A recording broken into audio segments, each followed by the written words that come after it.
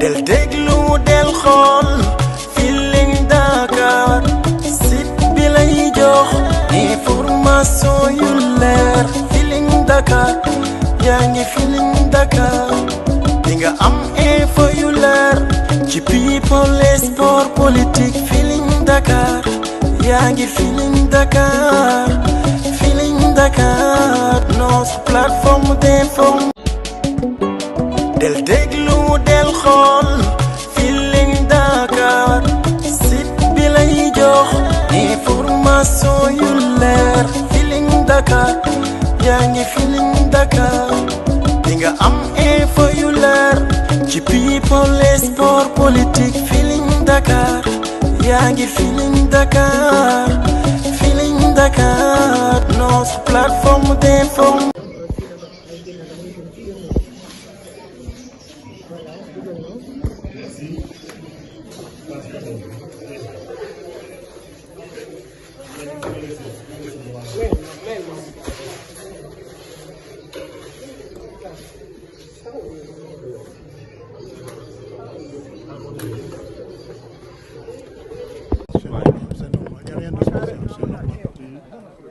Quand vous voyez votre fils aujourd'hui qui représente la liste nationale de Sàmm Sa Kàddu. C'est pas la première fois qu'il est dans une telle position.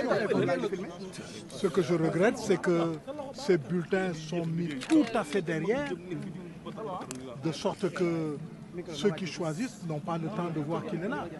En plus, je voudrais signaler que on nous a rapporté que dans certains bureaux de vote, pas dans celui où je votais, mais d'ailleurs, ces bulletins sont renversés, c'est-à-dire que sa photo n'est pas visible, alors automatiquement ça ne sert à rien. On m'a signalé tout à l'heure qu'à Grand-Yoff, avec ces bulletins, on a mélangé des feuilles blanches, etc., etc. La triche ne prospérera pas. De toutes les façons, je souhaite que chacun joue le jeu et surtout que le gouvernement joue le jeu. Voilà. Parce que nous avons des informations assez inquiétantes, mais bon, que chacun prenne ses responsabilités. Vous avez bien vu que dans le net, depuis hier, il est dit que est programmée son arrestation. Mais ça, c'est tout à fait dictatorial, c'est tout à fait illégal. Mais c'est fait pour provoquer, c'est fait pour énerver et c'est fait pour déstabiliser ses représentants dans les bureaux de vote et ses partisans. Mais bon, chacun doit comprendre que la roue tourne au Sénégal. Depuis longtemps, la roue tourne. Les chefs qui exécuteront ce genre de choses devront se souvenir qu'ils ont été auteurs et acteurs d'un acte illégal. Voilà. Pour le reste, bon, attendons de voir. Il y a 3 jours, Ousmane Sonko vous a cité publiquement. Écoutez, moi je réponds, moi je suis Jean-Paul Diaz. Vous me voyez, je réponds aux gens de mon niveau. Voilà. Si wolof.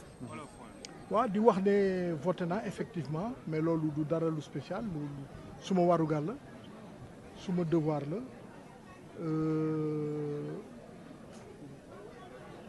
lu ma ci naxari tuuti rek te dama koy ñaawlu mooy le fait que bulletin Sàmm Sa Kàddu bu Barthélémy Dias dañ ko teg ci gannaaw a gannaaw ça veut dire kuy tànn balaa ngay xalaat ne yaa ngi di nga ko tànn moom mais day fekk tànn nga ñeneen ñi dañ ko waroon defar bu gën a baax mais loolu amul solo yàlla bind na démb.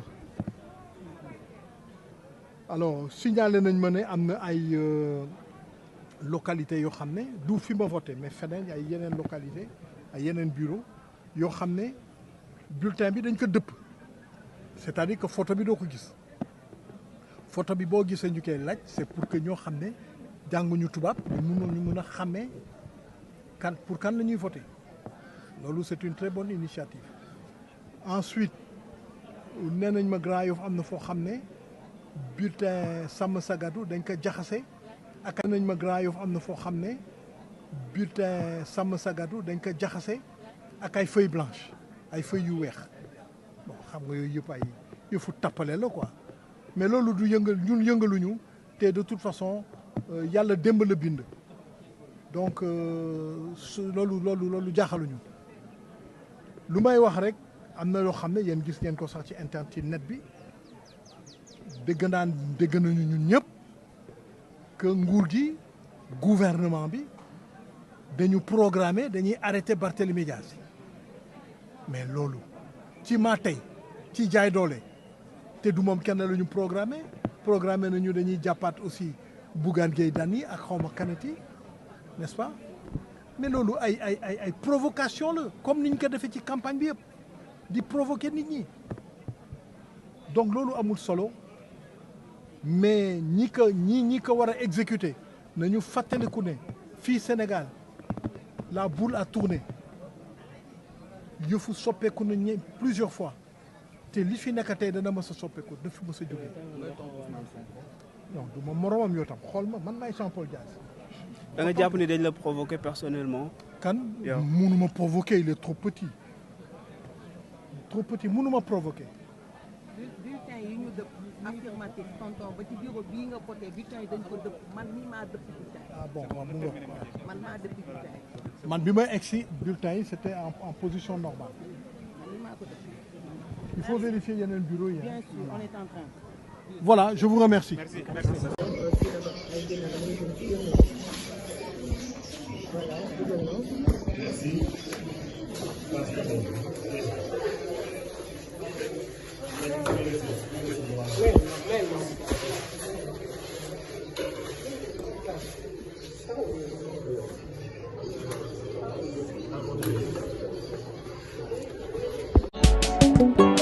del déglu del xool Feeling Dakar site bi lay jox information yu leer Feeling Dakar yaa ngi Feeling Dakar di nga am info yu leer ci people et sport politique Feeling Dakar yaa ngi Feeling Dakar Feeling Dakar notre plateforme d'info del déglu del xool Feeling Dakar site bi lay jox information yu leer Feeling Dakar yaa ngi Feeling Dakar di nga am info yu leer ci people et sport politique Feeling Dakar yaa ngi Feeling Dakar Feeling Dakar notre plateforme d'info del déglu del xool Feeling